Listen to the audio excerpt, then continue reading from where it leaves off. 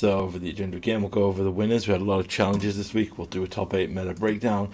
We'll look at new additions, new techs, and crazy stuff. There's quite a few this week, but 2 in particular I wanted to talk about. And then we'll do a Niv review and see what's coming after that. Now, this week we saw a huge abundance of challenges. We had 10 in total. We had Amalia taking down a 93 player. We had Niv taking down 2. Insidious Roots, which is one of the decks we'll talk about in the review later, took down a small player 46. And then we saw Is It Phoenix, the return of Green Devotion, taking down 66 player event. Another Niv list, taking down 75. Another Green Devotion list.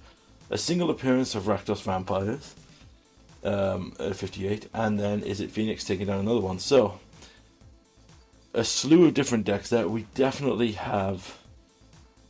you'll see in a further breakdown, but looking at this, it looks like, again, people were saying Niv's on top. Now, this is aided by the fact that we have a few good matchups, and there's a lot of sideboard tech because we've got some very clear deck runners, as we can see here. If you look at the full breakdown, there's a good slew of different decks. We still have some good aggro decks putting in performances. Red-Green Prowess nearly took down the first event of the week. Then we saw a lot of other things. We saw Niv decks taking down very heavy Amalia lists, where there seemed to have been a lot of sideboard and when preventing them from gaining life and Ashiok's to nuke graveyards and mill out their combos. Also, they've gone up another Unmoored Ego and a slew of games to take out the potential combo pieces. So now we had some very interesting one-offs. There was a blue-black Jace Valkyrie control, which was very heavily stunted in using the new Jace to cheat out of Tibalt with a plot effect. We saw the return of green-white angels in a top 8, which was very nice to see. We saw some interesting lists. I would like on the 20th of the 5th, we saw Rakdos midrange actually outperform the Vampires list, which is quite interesting.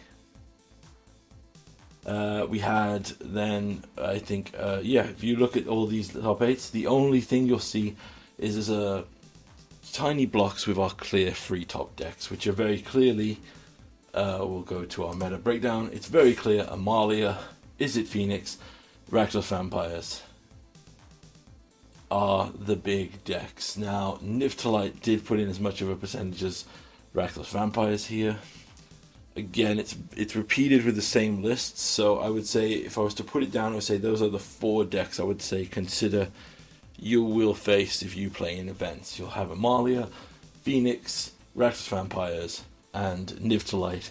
Niv kind of slots in as the catch-all toolbox that can sideboard and have a built-in versatility. For example, what Bring to Light usually reads is Bring to Light, find the key piece you've brought into your deck or have in your deck to answer one of these big problems.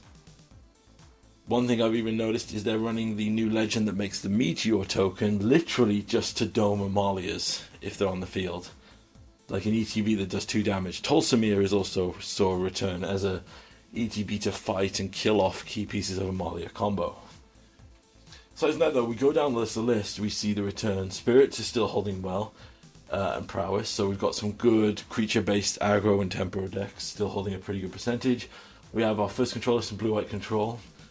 Green Devotion, I believe Green Devotion is seeing a good recurrence, using the Ley Line of the Guild Pact to Mega Boost Devotion for a good boost there, but I do think that it's preying on the fact that people aren't currently sideboarded for it. And I know that it has a very good match currently against Amalia. One thing as well, they've brought back the 4 of the Cavalier of Thorns, which is a great reach blocker for Phoenix. So Green Devotion might be here to say, we'll just see how things go. We saw Insidious Roots burn, Waste Not, drop down a lot. I think a lot of people maybe tried it and then changed their mind on it. We saw in Soul Artifact, Rakdos Midrange, Blue-Black Control. I put Blue-Black Control here because this one was not running Jace or Valky. Well, it was running a Valky, but it wasn't running the Jace combo.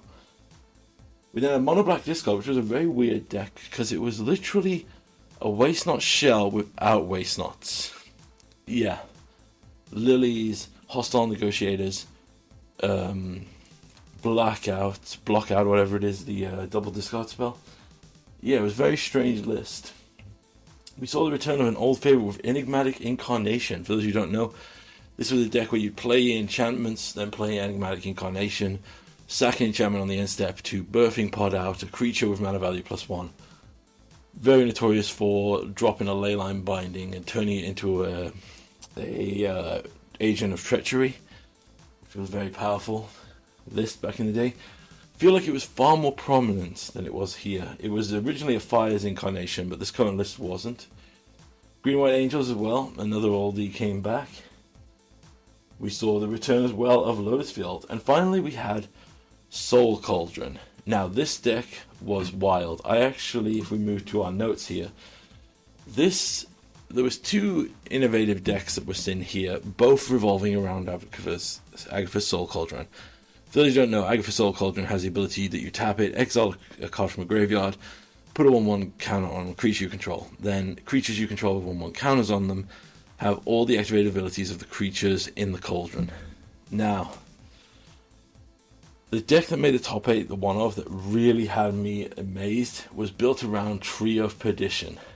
So Tree of Perdition is a 4-mana, 0/13 that has tap, exchange target player's life total with Tree of Perdition's toughness. And obviously you think, okay, that brings them down to 13. This deck was not built around that. The other card they had was Voldaren Thrillseeker, which is a backup creature that keywordly has the ability, pay 1, sacrifice it, deal damage equal to its power to any target. So, what this deck was trying to do, and it did very well because it made a top 8 with it, and I really want to see someone play this deck, is it was putting Tree of Perdition under Agatha's Soul Cauldron, and then, let's say Tree of Perdition and Voldaren Thrillseeker under Agatha's Soul Cauldron. That gave any creature you had tap, swap its toughness with another player's life total, then sack it, deal damage equal to its power. Now that doesn't sound very cool with the Tree of Perdition because its power is 0. But for example, one of the cards they're running in this deck to help fuel it is, let's say, Bloodtithe Harvester, which is a free 2.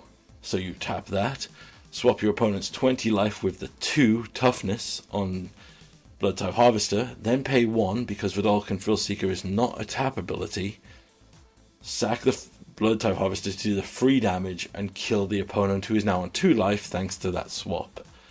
Seriously, this deck list is absolutely crazy. Look this deck list up. I think it'd be really fun.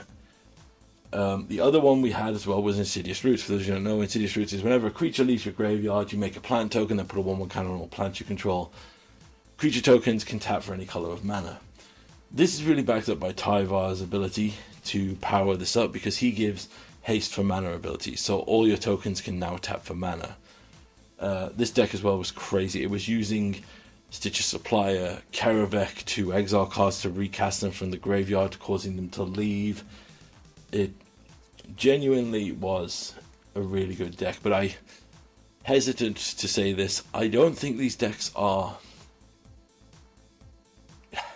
The reason I think they're doing very well right now is, one, no one knows the combos.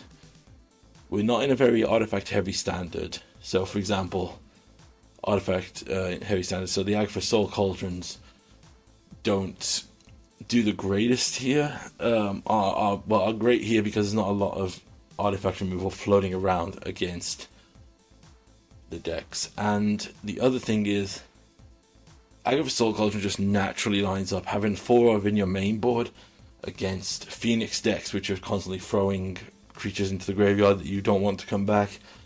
Add that with the Amalia combo decks with their board wipe, and then you can extract kings for the key things. Basically, as I said, the fact that there's a huge presence of graveyard decks, I think this deck is positioned very well. But, you know, I could be wrong, but I would love these decks to stay around. I think they're really cool combo-based decks. I myself love combo decks. So let's just move on to a quick Niv review, and yeah. Omni Afterlife is back. Astral Cornucopia has still stood the test of time. It's not going. Layla, Undefeated Slickshot, has been fully cut. Niv is now down to 1 copy in some Yorion lists. So that's one of the 80 cards is Niv to Light, is Niv, and Omnath is up to 3/4 copies. So I'm really tempted to say they're Omnath to Light decks, but I'm going to continue to say Niv until Niv is fully gone from the deck. This is being facilitated by the fact that they just go back to full copies of it's just full Beanstalk, Fable, Leyline Binding, and that's the core of their interaction deck. And then mostly the most common spell they bring to lighting for is Valky to try and win that way, or leverage Omnath's life gain to stabilize. So, come see, come start. Also, they've put one of, as I said before, the Meteor producing Cowgirl, Catwoman. Can't remember her name off the top of my head, but yes, so it's not looking good for the existence of Niv to Light, but Pioneer as a whole looks fantastic. We're seeing new innovations. We've got a good, healthy diversity of combo. We've got a good, healthy diversity of a combo-based deck, a control deck, an aggro deck, and a mid-range deck, which is Reckless Vampires. And yes, and I do feel like this is the format where you could play something jank and have fun, and not be completely stumped out by overpowered free spells. So, my dig at Modern over. Hope you enjoyed the review. We'll see what comes up next week.